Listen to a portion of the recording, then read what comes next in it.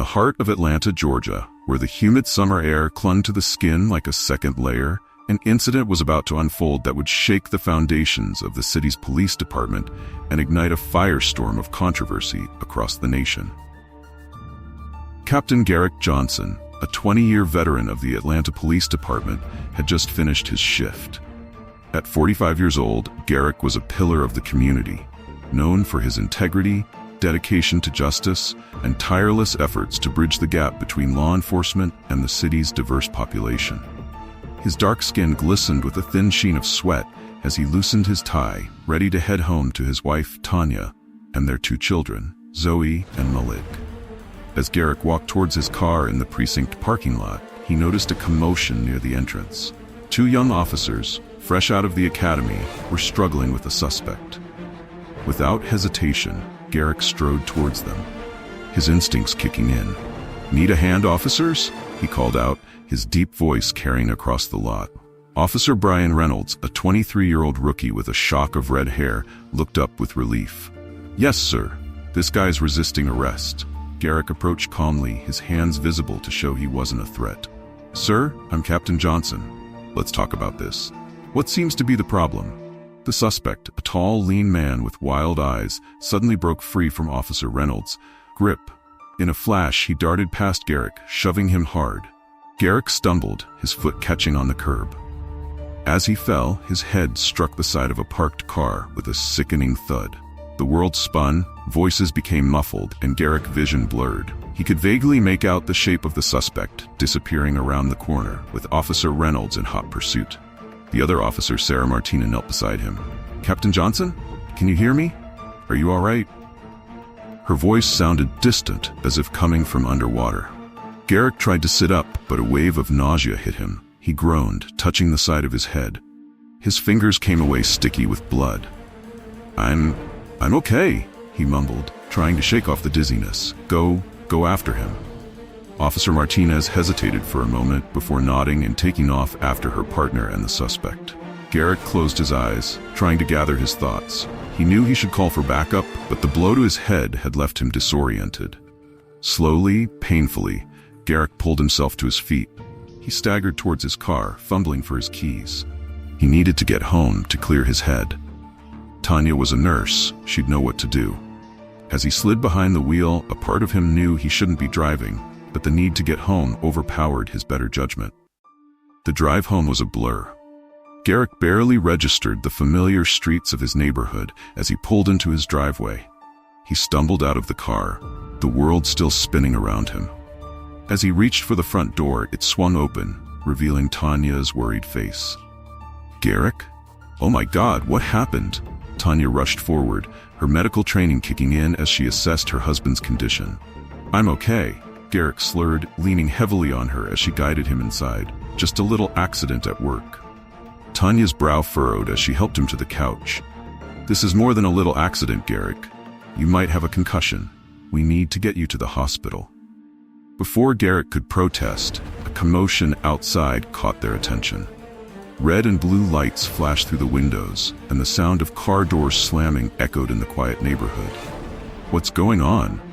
Zoe, their 16-year-old daughter, appeared at the top of the stairs, her eyes wide with concern. "Stay upstairs, honey," Tanya called out, moving towards the front door. "I'm sure it's nothing." But as Tanya opened the door, she was met with a sight that sent a chill down her spine. 4 police officers stood on their front lawn, guns drawn and pointed directly at their house. "Atlanta PD, come out with your hands up," a voice boomed through a megaphone. Tanya's heart raced as she raised her hands slowly. "Officers, there must be some mistake. My husband is Captain Garrick Johnson of the APD. He's injured and needs medical attention." The officers exchanged confused glances, but their weapons remained trained on the house. One of them, a sergeant with graying hair and a stern expression, stepped forward.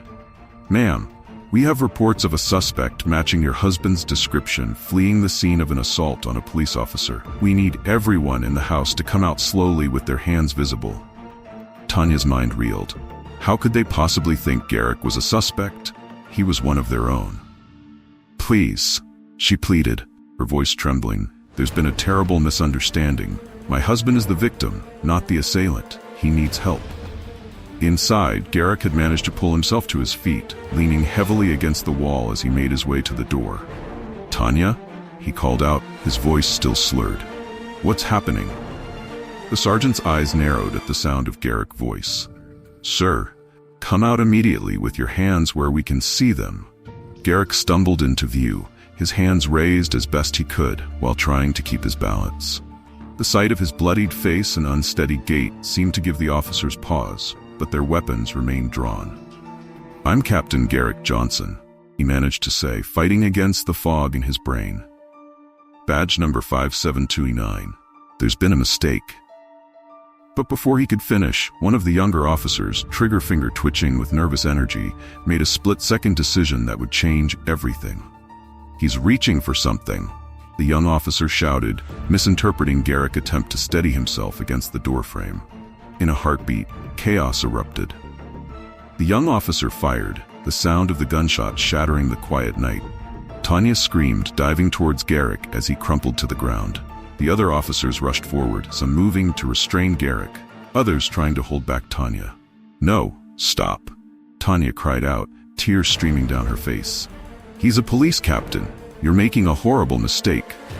From upstairs, Zoe's terrified voice could be heard calling out for her parents. The neighbors, drawn by the commotion, began to gather on their lawns, cell phones out, recording the unfolding tragedy. As Garrick lay on the ground, blood seeping from a wound in his shoulder, his eyes locked with Tanya's. In that moment, a mixture of pain, confusion, and a deep, profound sadness passed between them. How had this happened? How had he gone from respected captain to suspected criminal in the span of a few hours?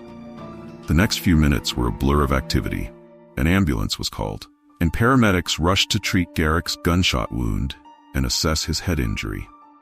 The officers, now realizing the gravity of their mistake, scrambled to explain themselves to their superiors, who were rapidly arriving on the scene.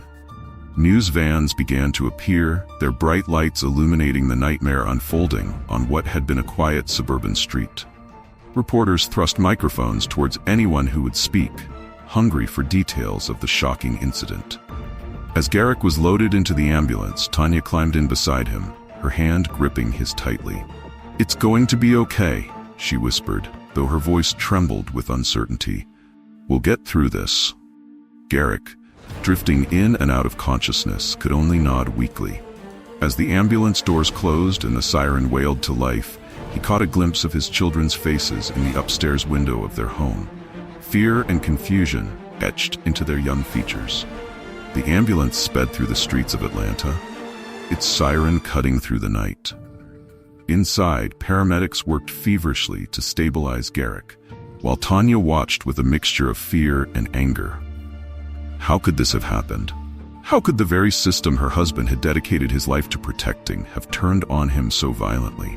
At Grady Memorial Hospital, a team of doctors and nurses were waiting as Garrick was rushed into the emergency room. Dr. Aisha Patel, the attending physician, quickly assessed the situation. GSW to the left shoulder, possible concussion. She barked out orders as they transferred Garrick to a trauma bay. "I need a CT scan stat and get OR prepped just in case." Tanya, forced to wait outside, paced the hallway like a caged animal. Her phone buzzed incessantly with calls and messages from friends, family, and reporters, all clamoring for information. She ignored them all, her focus solely on her husband's well-being. Hours passed in an agonizing blur. Finally, Dr. Patel emerged, her face etched with exhaustion but relief. "Mrs. Johnson?" She approached Tanya. "Your husband is stable. The bullet missed any major arteries or organs. We've removed it and repaired the damage. He does have a moderate concussion, but there's no sign of internal bleeding or skull fracture. He's very lucky." Tanya let out a sob of relief, her knees nearly buckling. "Can I see him?" Dr. Patel nodded, leading her to the recovery room. Garrick lay there, pale but alive, various tubes and wires connecting him to softly beeping machines. His eyes fluttered open as Tanya approached, a weak smile crossing his face. "Hey, beautiful," he whispered hoarsely. Tanya bent down, kissing his forehead gently. "You scared me half to death, Garrick Johnson." Before they could say more, a commotion in the hallway drew their attention. Raised voices could be heard, growing louder by the second. "You can't go in there," "This is a restricted area," a nurse's voice called out. "I have every right to see my officer," a deep, authoritative voice responded. "Stand aside." The door burst open, revealing Police Chief Robert Anderson, a tall, that imposing figure with salt and pepper hair and a face lined with worry and anger. Behind him, looking sheepish and terrified, were Officers Reynolds and Martinez. "Garrick," Chief Anderson strode to the bed, his voice softer now. "My God, I came as soon as I heard. How are you feeling?" Garrick attempted to sit up, wincing at the pain in his shoulder. "I've been better, Chief." What happened? Why was I arrested?" The chief's face darkened. "There's been a terrible mistake, Garrick, a colossal failure of communication and procedure." He turned to the two young officers. "Tell him." Officer Reynolds stepped forward, his face pale and his hands shaking slightly. "Captain Johnson, sir, we made a horrible mistake. After you fell and hit your head, the suspect escaped. In all the confusion, when we radioed in about an officer down and a fleeing suspect, somehow your description got mixed up with the suspect's." Officer Martinez chimed in, her voice barely above a whisper. "By the time we realized the error, the alert had already gone out. We tried to call it off, but by then, overzealous officers had already stormed my home and shot my husband," Tanya finished, her voice cold with anger. Chief Anderson nodded grimly. "The officer who fired has been suspended pending a full investigation. Garrick, I promise you, we will get to the bottom of this. The department will cover all your medical expenses and will do everything in our power to make this right." Garrick closed his eyes, processing the information. When he opened them again, there was a mix of pain, disappointment, and determination in his gaze. "Chief, with all due respect, this goes beyond just me. This is exactly the kind of mistake that destroys community trust in law enforcement. The kind of mistake that gets innocent people killed." The room fell silent, the weight of Garrick's words hanging heavy in the air. It was a truth they all knew, but hearing it spoken aloud, especially by one of their own, who had fallen victim to the very system he served, made it all the more poignant. Chief Anderson nodded solemnly. "You're right, Garrick, and that's why I need your help. When you're recovered, I want you to lead a task force on police reform. We need to overhaul our training, our procedures, everything. We can't let something like this happen again." As they discussed the future and the changes that needed to be made, none of them noticed the figure lurking outside the hospital room door. Janet Chen, an ambitious young reporter for the Atlanta Journal-Constitution, had managed to slip past security. Her recorder captured every word, her mind already composing the explosive story that would soon rock the city to its core. The next morning, Atlanta awoke to screaming headlines. "Police shoot their own. Black captain mistaken for suspect in shocking display of racial profiling." The story spread like wildfire, picked up by national news outlets within hours. Social media exploded with outrage, the hashtag Justice for Captain Johnson trending nationwide. Video footage from neighbors' cell phones showing Garrick being shot on his own doorstep went viral, sparking protests across the city. At the Johnson household, Tanya struggled to shield Zoe and Malik from the media frenzy. Reporters camped out on their lawn, shouting questions whenever anyone appeared at a window. The phone rang constantly with calls from well-wishers, angry supporters, and news outlets seeking interviews. Zoe, always the more outspoken of the two siblings, was furious. "Mom, we have to do something. We can't just let them get away with this." Tanya sighed, pulling her daughter into a hug. "I know, sweetheart. But right now, we need to focus on your father's recovery. The truth will come out and justice will be served. We have to trust in that." Malik at 14 was quieter but no less affected. He spent hours online, reading every article about the incident, watching and re-watching the videos. The image of his father, a man he had always seen as invincible, crumpling to the ground after being shot, played on a loop in his mind. Back at the hospital, Garrick was making a slow but steady recovery. The physical wounds were healing, but the emotional and psychological impact of the incident weighed heavily on him. Each day brought a parade of visitors, fellow officers, community leaders, even the mayor himself, all expressing shock and offering support. One visitor, however, stood out from the rest. Reverend Darius Carter, A prominent civil rights leader and longtime friend of Garrick arrived one afternoon, his face a mask of concern and determination. "Garrick, my brother," he said, taking a seat by the hospital bed. "How are you holding up?" Garrick managed a weak smile. "I'm alive, Darius. That's more than some can say." Reverend Carter nodded solemnly. "Indeed it is. Garrick, I hope you know that this incident, it's become a rallying cry. People are demanding change, real change. Your story has put a face to the issues we've been fighting against for years." Garrick shifted uncomfortably. "I never wanted to be a symbol, Darius. I just wanted to be a good cop to serve my community." "I know, brother. But sometimes, fate chooses us for roles we never asked for. The question is, what will you do with this platform you've been given?" Before Garrick could respond, there was a knock at the door. Chief Anderson entered, his face grave. "Garrick, Reverend Carter," he nodded to both men. "I'm afraid I have some news. The dashcam footage from the night of the incident has been leaked to the press. It's not good." Garrick closed his eyes, a wave of dread washing over him. "How bad?" "It shows everything, Garrick. From the moment you approached to help, to the confusion after you were injured, to the botched communication that led to your arrest. It's damning evidence of systemic failures at every level." Reverend Carter leaned forward, his eyes blazing with a mixture of anger and determination. "Chief Anderson, this is a turning point. The people of Atlanta, the people of this nation, they're watching. What happens next will define the relationship between law enforcement and the community for years to come." Chief Anderson nodded, running a hand through his hair. "I know. That's why I'm here. Garrick, I meant what I said about wanting you to lead a task force on reform. But now, I think we need to go further. I'm going to recommend to the mayor that we establish an independent civilian oversight committee, and I want you, Reverend Carter, to be a part of it." The room fell silent as the weight of the chief's words sank in. It was a radical proposal, one that would face significant pushback from within the department. But it was also a necessary step towards rebuilding trust and accountability. Garrick looked between the two men, his mind racing. He thought of Tanya, of Zoe and Malik.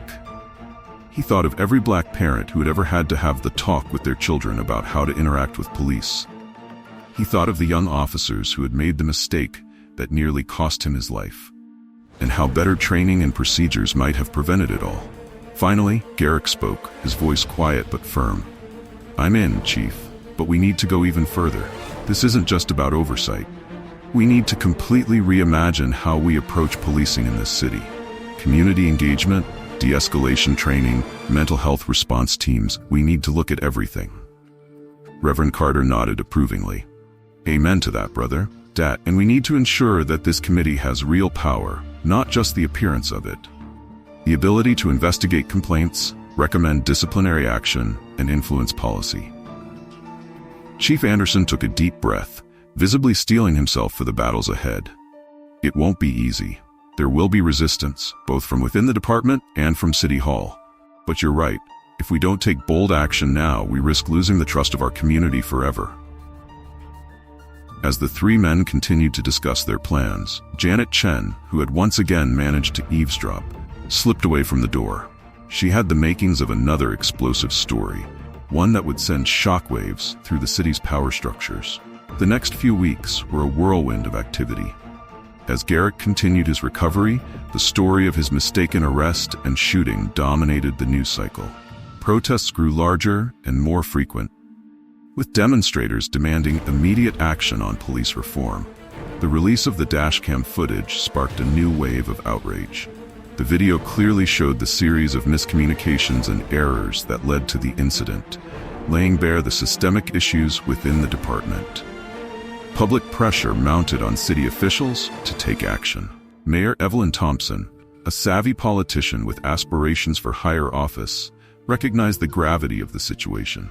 In a press conference that was broadcast live across the state, she announced the formation of the Atlanta Police Reform Commission, with Garrick Johnson and Reverend Carter as co-chairs. "The events of recent weeks have shaken our city to its core," Mayor Thompson declared, her voice firm and her gaze steady. "They have exposed deep-rooted issues that can no longer be ignored. The formation of this commission is just the first step in a long journey towards rebuilding trust between our police force and the communities they serve. The announcement was met with cautious optimism from reform advocates and wary skepticism from police unions. Garrick, watching the press conference from his hospital room, felt the weight of expectation settling on his shoulders. He knew that the road ahead would be challenging, but he was determined to see it through. As Garrick prepared to leave the hospital, Tanya helped him pack his things. "Are you sure about this?" she asked, her voice tinged with worry. "You've been through so much already. No one would blame you if you wanted to step back. Take some time to heal." Garrick paused, looking at his reflection in the hospital room mirror.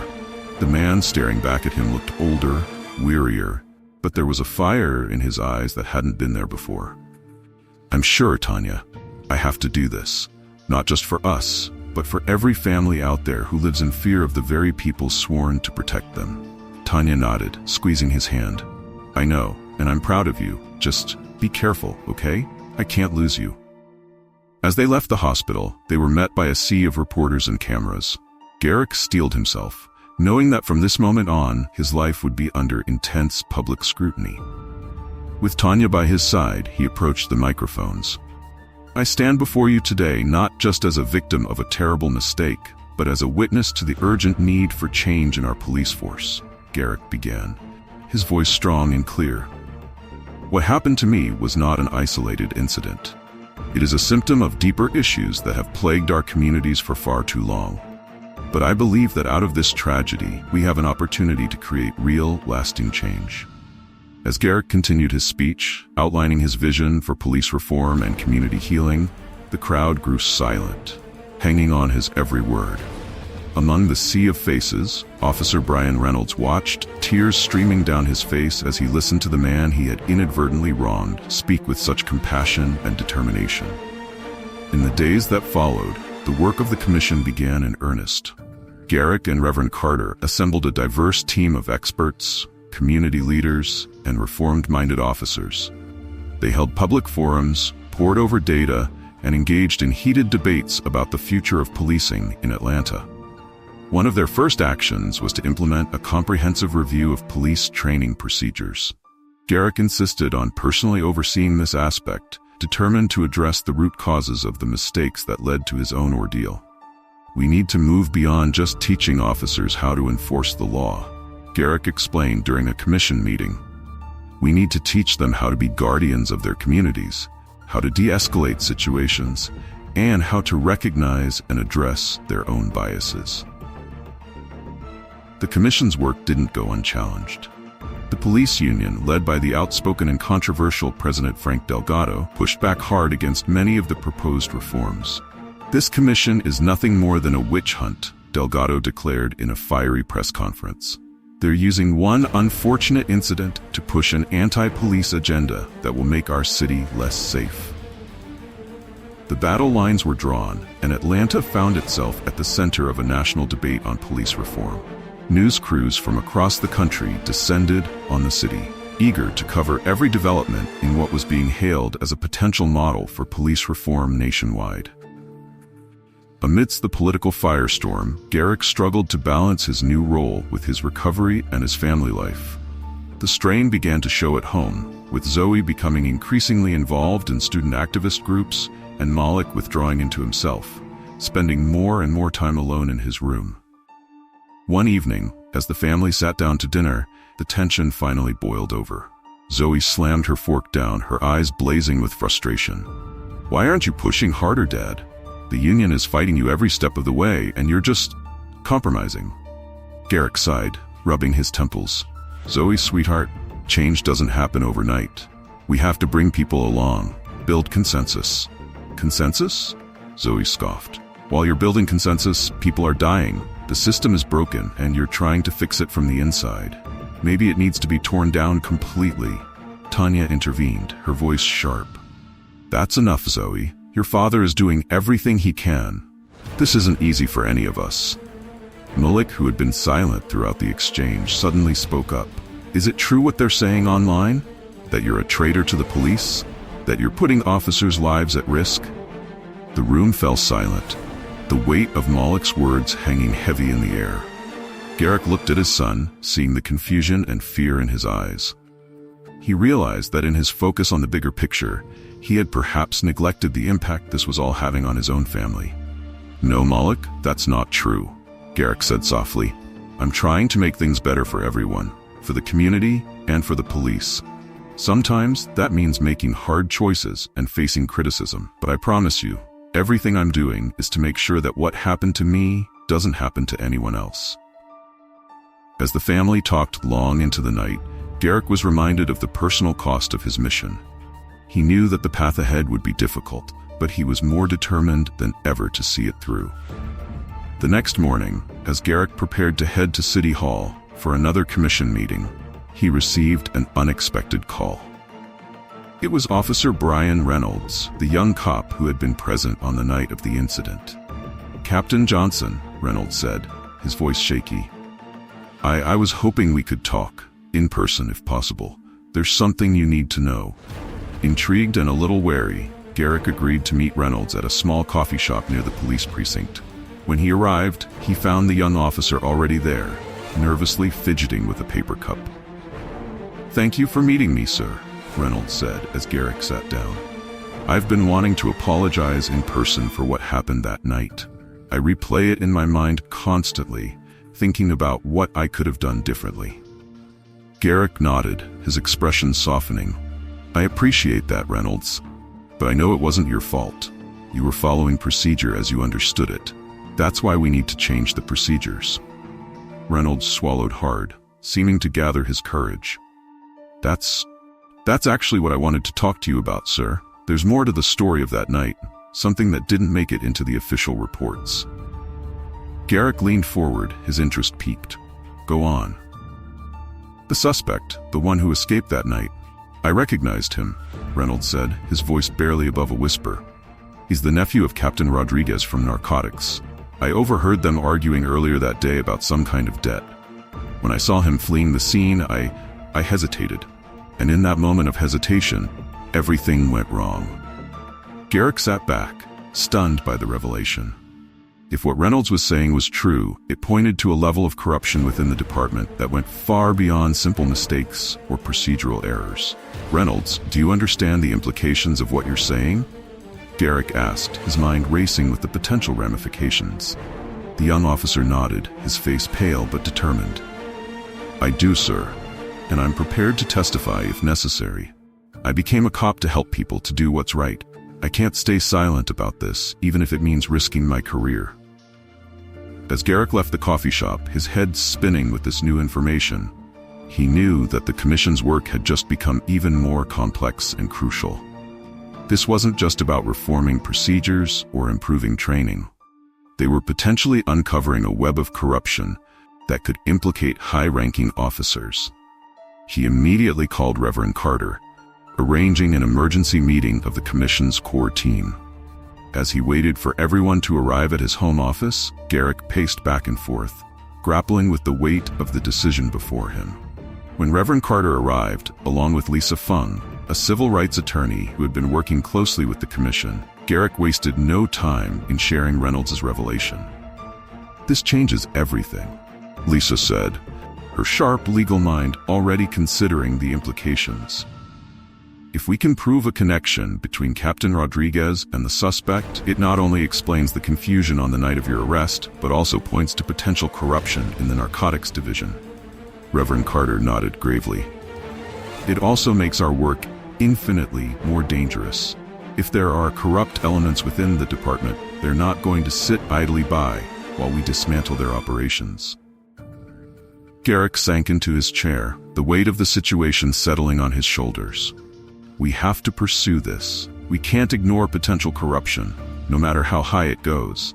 But we need to be smart about it. If we move too quickly, we risk tipping off the wrong people and putting Reynolds in danger." As they discussed their next steps, none of them noticed the small device blinking quietly on the bookshelf behind them. Captain Rodriguez, it seemed, had his own sources of information within the department, and he was not about to let his activities be exposed without a fight. Over the next few weeks, the commission's work took on a new intensity. While they continued their public-facing efforts on reform and community engagement, behind the scenes, Garrick, Reverend Carter, and a small trusted team began to quietly investigate the connections between Captain Rodriguez and the narcotics trade. Their probe uncovered a disturbing pattern of suspicious arrests, missing evidence, and unexplained financial transactions. It seemed that Rodriguez was at the center of a complex web of corruption that extended far beyond a simple family dispute. As they dug deeper, Garrick couldn't shake the feeling that they were being watched. Small incidents began to pile up. Unexplained technical difficulties during commission meetings, strange cars parked outside his home, hushed conversations that stopped abruptly when he entered rooms at the precinct. One evening, as Garrick was working late at the commission's office, he received an anonymous text message. "Back off, Johnson. You're in over your head." Attached was a photo of Zoe leaving her high school, clearly taken earlier that day. A cold fear gripped Garrick's heart. He had known there would be resistance to their work, but this was a direct threat to his family. He immediately called Tanya, instructing her to take the kids and stay with her sister for a few days, just as a precaution. As the pressure mounted, cracks began to show within the commission itself. Some members, fearful of retaliation, began to advocate for a more cautious approach. Others pushed for immediate, dramatic action, arguing that they couldn't afford to wait. The situation came to a head during a closed-door commission meeting. Voices were raised, accusations flew, and for a moment it seemed that the fragile coalition Garrick had built was on the verge of collapse. In the midst of the chaos, Garrick stood up, his voice cutting through the din. "Enough," he thundered, silencing the room. "I understand that you're afraid. I'm afraid too. But we cannot let fear dictate our actions. We have a responsibility to this city, to every citizen who has put their trust in us to create real change." He paused, looking each member in the eye. "What we've uncovered goes beyond just reforming procedures. We're looking at deep-seated corruption that has poisoned our department for years. If we back down now, if we choose the easy path, we're no better than those we're trying to reform." Garrick's impassioned speech seemed to reignite the determination in the room. One by one, the commission members nodded, recommitting themselves to the cause. "You're right, Garrick," Lisa Fung said, her voice firm. "We can't back down now, but we need to be smart about how we proceed. We need irrefutable evidence before we can take this public." Reverend Carter leaned forward, his eyes gleaming with a mix of concern and resolve. "We also need to consider protection for our key witnesses. Officer Reynolds is taking a huge risk by coming forward. We need to ensure his safety." As the meeting continued late into the night, the commission formulated a plan. They would continue their public work on reform, using it as a cover to dig deeper into the corruption within the department. Meanwhile, a small, trusted team would work covertly to gather evidence against Captain Rodriguez and his associates. The next few weeks were a delicate balancing act. By day, Garrick led public forums on community policing and de-escalation techniques. By night, he pored over financial records and confidential informant reports, slowly piecing together the extent of the corruption. The strain began to show. Garrick lost weight, dark circles forming under his eyes from sleepless nights. Tanya worried constantly, torn between supporting her husband's mission and fearing for their family's safety. One night, as Garrick stumbled home exhausted after another late session, he found Tanya waiting up for him, her face etched with concern. "Garrick," she said softly, "we need to talk." He sank into the couch beside her, suddenly aware of just how tired he was. "What is it, honey?" Tanya took a deep breath. "I'm proud of you, of everything you're doing.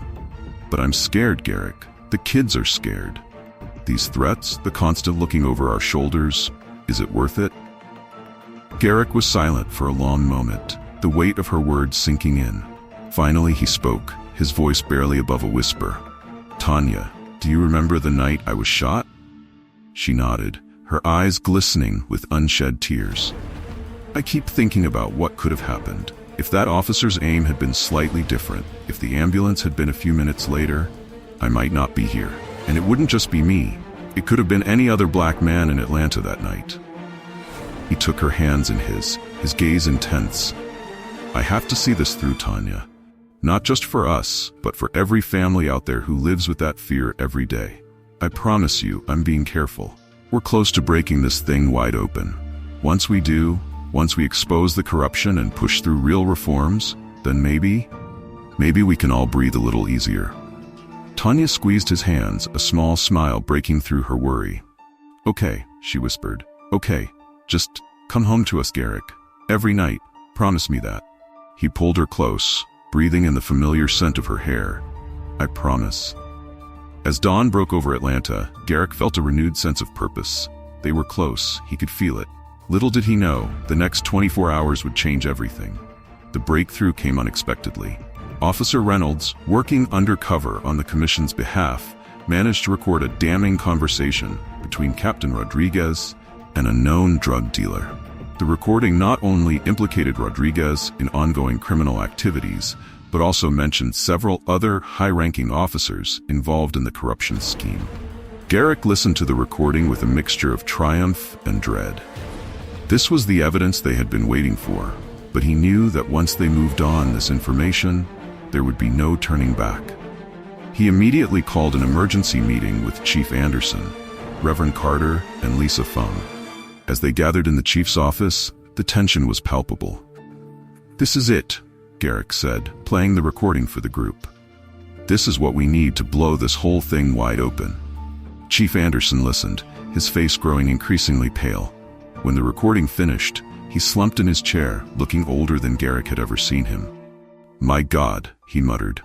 "I knew we had problems, but this is beyond anything I imagined."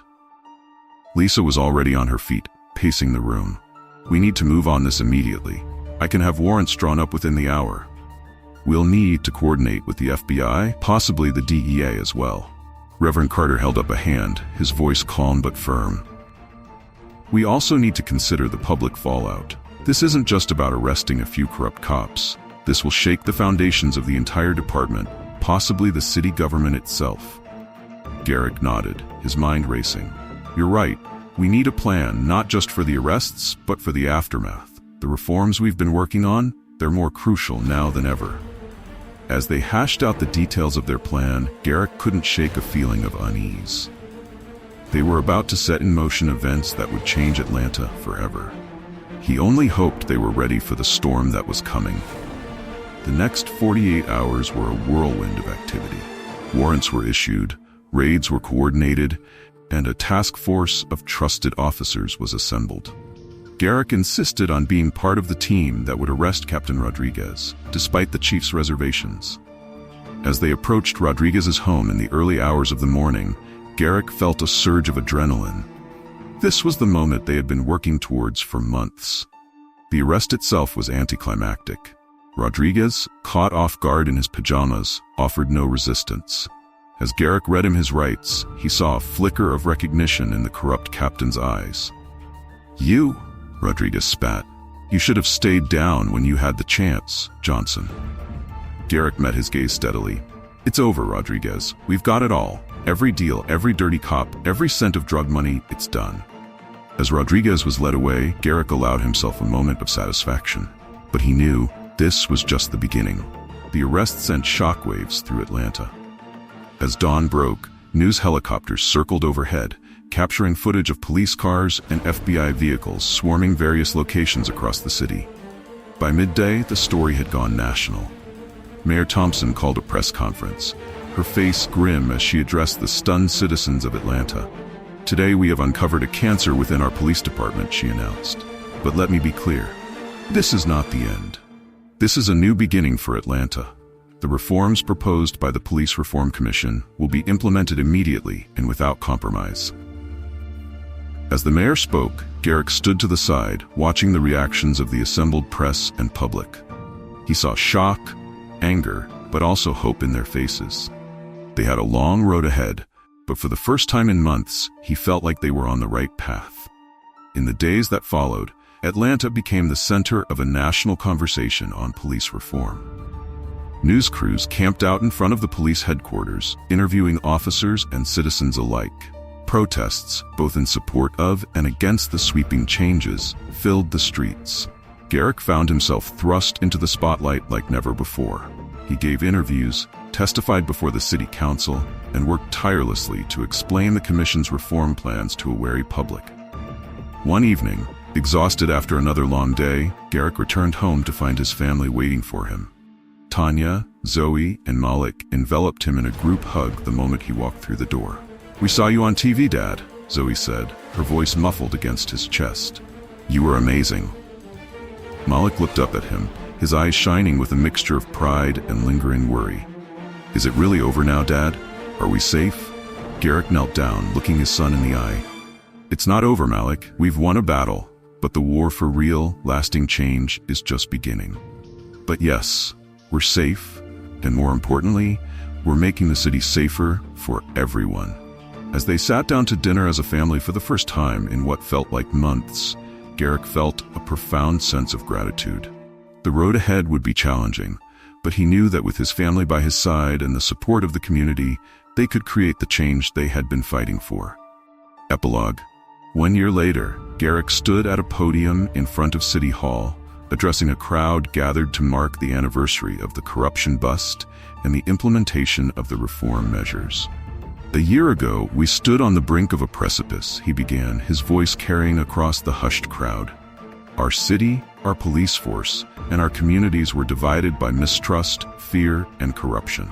Today, I stand before you not to say that all our problems are solved, but to celebrate the progress we've made and to renew our commitment to the work that still lies ahead." He went on to outline the changes that had been implemented: a new community oversight board with real power, enhanced training programs focusing on de-escalation and implicit bias, mental health response teams, and a complete overhaul of the department's internal affairs procedures. "These reforms didn't just change policies," Garrick continued. "They changed lives. Use of force incidents are down by 40%. Civilian complaints have decreased, while community engagement has soared. We're seeing a new generation of officers who understand that their primary duty is not just to enforce the law, but to serve and protect all members of our community." As he spoke, Garrick caught sight of familiar faces in the crowd. There was Officer Reynolds, now a respected member of the community outreach team. Lisa Fung, recently appointed as the city's new district attorney. Reverend Carter, still a tireless advocate for justice and equality. And in the front row, his family. Tanya, beaming with pride. Zoe, now a freshman in college and a budding activist in her own right. And Malik, wearing an Atlanta Police Cadet t-shirt, his eyes fixed on his father with admiration. "But our work is far from over," Garrick said, his voice growing passionate. "We must remain vigilant against the forces of corruption and prejudice that seek to undermine our progress. We must continue to build bridges between law enforcement and the communities they serve. And most importantly, we must never forget why we started this journey." He paused, his gaze sweeping across the diverse faces before him. "We did this so that no one, regardless of their race, their background, or their zip code, would ever have to fear the very people sworn to protect them. We did this so that every child in Atlanta could grow up believing that justice and equality are not just words, but living, breathing realities." As Garrick concluded his speech, the crowd erupted in applause. People rose to their feet, cheering and embracing one another. It was a moment of unity, of hope, of possibility. Later that evening, as Garrick walked home with his family, Malik tugged on his sleeve. "Dad," he said, his voice serious, "I've decided I want to be a police officer when I grow up, like you." Garrick felt a lump form in his throat. He knelt down, placing his hands on his son's shoulders. "Are you sure, Malik? It's not an easy job." Malik nodded, his jaw set with determination. "I'm sure. I want to help people. I want to make a difference, like you did." Garrick pulled his son into a tight hug, feeling a mix of pride and hope for the future. As they continued their walk home, the setting sun casting long shadows across the Atlanta skyline, Garrick reflected on the journey that had brought them to this point.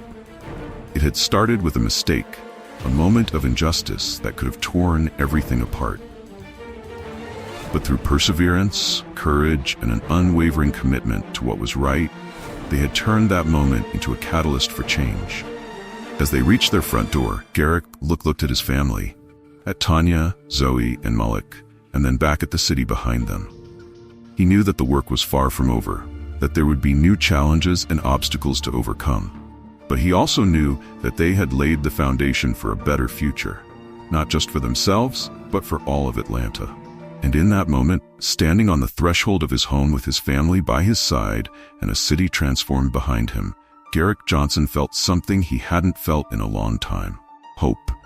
Pure, unbridled hope for the future they were building, one day at a time.